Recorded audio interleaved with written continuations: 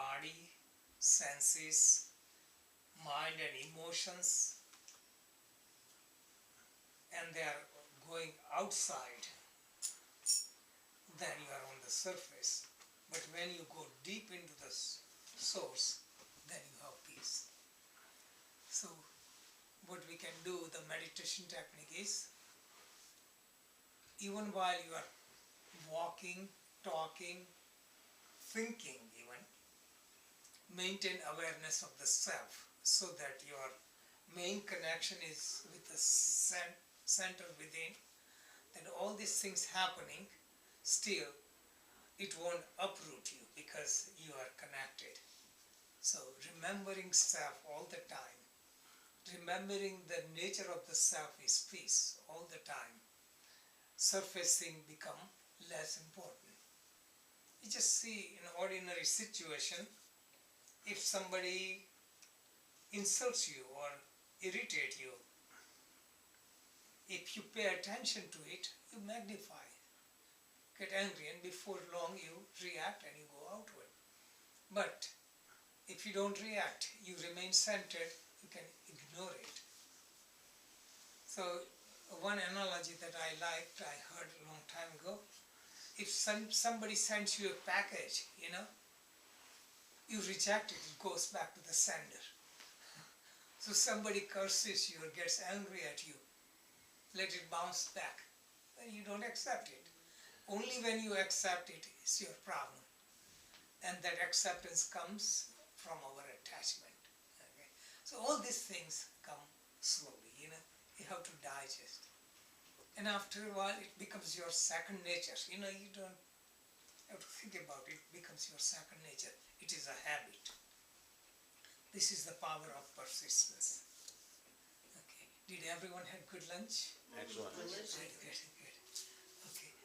In the morning, Jean Mist was life is meditation, and I explained so many ways. But for summarizing it, maybe somebody can read just one page from this book. Okay. Somebody who's good in reading aloud and clearly, who wants to volunteer, and then somebody else.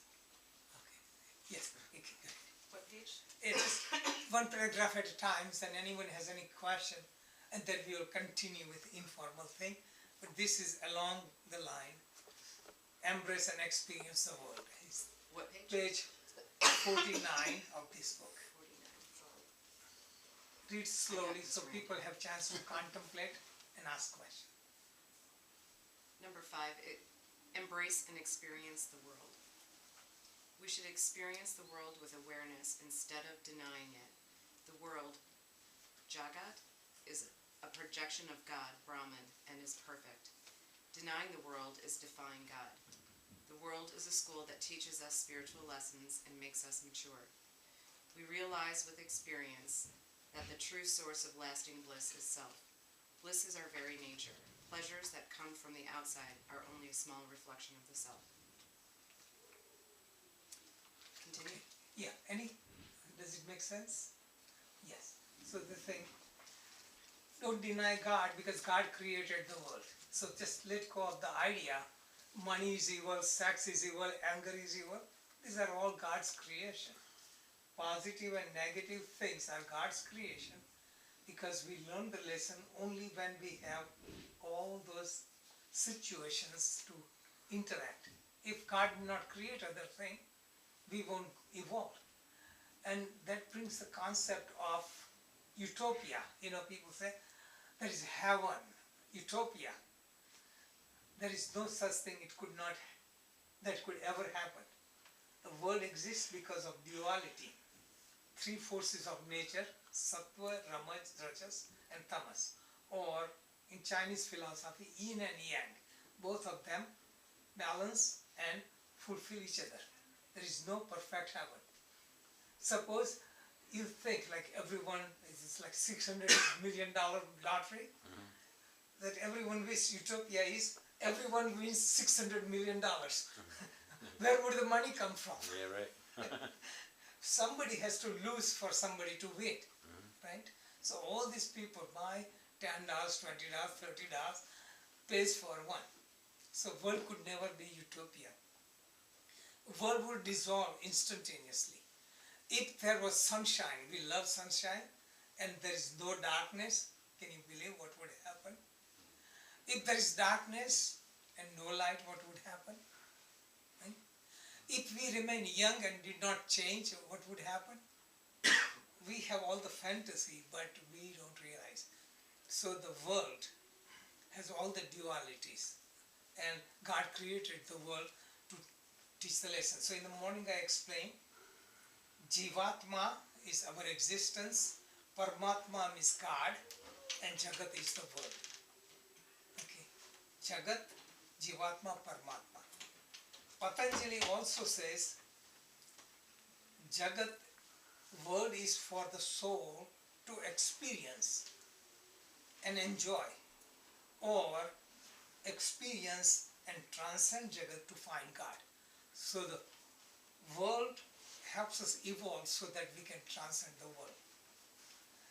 Yes. What is, does free will play into this anywhere, that the concept of free will? Yes, In this we verse? always have free will. Free will is awareness, free will to enjoy Jagat. And we have free will to get caught into it or rise above it. If there is suffering, learn a lesson from it or complain about it. So just like any bad experience, we have free will to, so somebody insulted us, okay, we have free will to curse that person, hit that person back, or forgive that person. Here is the free will. Matter of fact, entire path is free will. Even if we are reincarnated because of karma, you know, because you did bad karma and you incarnate into lower species, or you did good karma and you are born with opportunities, still we have free will. So that somebody has all kind of hardship because of previous incarnation, has free will to wake up. And there are so many great masters who woke up in spite of all the hardships. On the other hand, people who have all the prosperity and they chose wrong path. So this is free will. Free will survives. When we die, body disintegrates into 5 elements. Energy is universal, goes everywhere, like space in this room. Where does it go? It's still there, it goes nowhere. But what continues is our mind and impressions in the mind. All the things we learn, that's those sanskaras are carried on, and that sanskaras gives the energy and momentum from which new body is formed.